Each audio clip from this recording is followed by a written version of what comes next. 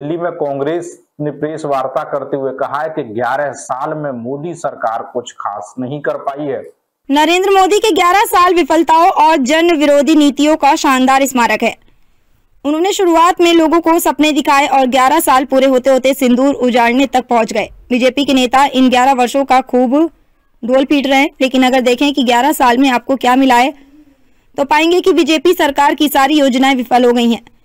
मोदी जी की पूरी राजनीतिक यात्रा विघटन और विभाजन की रही है। बीजेपी के 11 साल के कार्यकाल में पूरा देश असुरक्षित महसूस कर रहा है, क्योंकि नरेंद्र मोदी कभी कहते हैं कि लोगों की कपड़ों से पहचान हो जाती है, कभी पंचर बनाने वाली बातें करते हैं, कभी शमशान और कब्रिस्तान की बात करते हैं। आदिवासी दलितों पर अत्याचार से वह विचलित नहीं होते, लोगों का अपमान करने में उन्हें मजा आता है।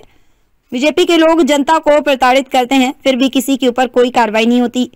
कुंभ भगदड़ को लेकर यूपी सरकार ने बताया कि उसमें केवल 37 मौतें हुई, जबकि बीबीसी की रिपोर्ट में सामने आया कि इस भगदड़ में 82 लोगों की मौत हुई थी।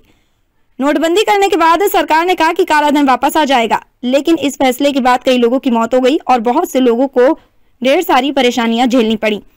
नरेंद्र मोदी ने कहा था कि नोटबंदी से देश में आतंकवाद, नक्सलवाद खत्म हो जाएगा, लेकिन दावे के विपरीत सब कुछ हो रहा है। कोरोना के समय में भी यही हाल था। सरकार के पास इलाज के लिए कोई सुविधा नहीं, व्यवस्था करने के बजाय सरकार ने ध्यान भटकाने के लिए पूरे देश को ताली थाली बजवाने पर लगा दिया।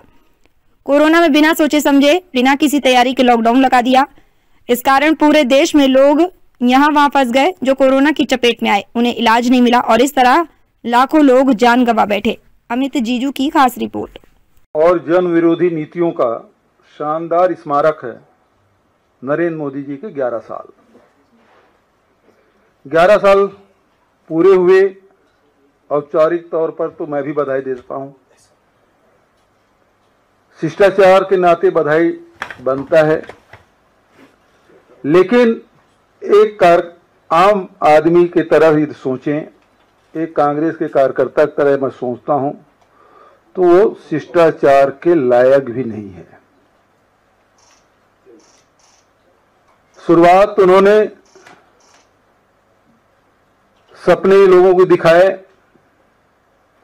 और 11 साल पूरे होते होते सिंदूर उजाड़ने तक पहुंच गए।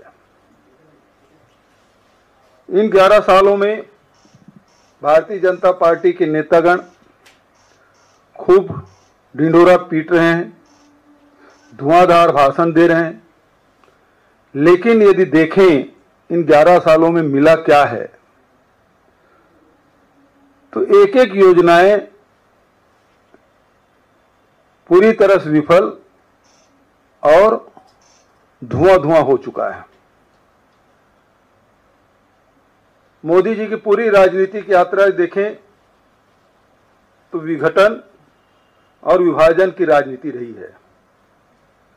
11 साल के इतिहास को याद करिए।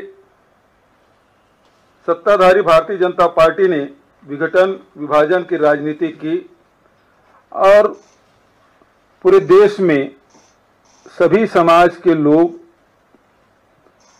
असुरक्षित महसूस कर रहे हैं, असुरक्षा की भावना से घिरे हुए हैं और बार बार प्रधानमंत्री जी अपने भाषणों से उसमें घी डालने का काम कर रहे हैं। कभी प्रधानमंत्री जी कहते हैं कि कपड़ों से पहचान हो जाती है, कभी प्रधानमंत्री जी कहते हैं कि पंचर बनाने वाले से उसके पहचान बन जाती है, कभी शमशान और कब्रिस्तान की वो बात करते हैं। आदिवासियों और दलितों पर अत्याचार से वो विचलित नहीं होते, लोगों को अपमान करने में उनको बड़ा मजा आता है। उनके लोग चाहे दलितों को अपमानित करें, प्रताड़ित करें, आदिवासियों को प्रताड़ित करें, महिलाओं को प्रताड़ित करें और तो और सेना के अधिकारियों को भी यदि अपमानित करें तो उनके खिलाफ वो कोई कार्रवाई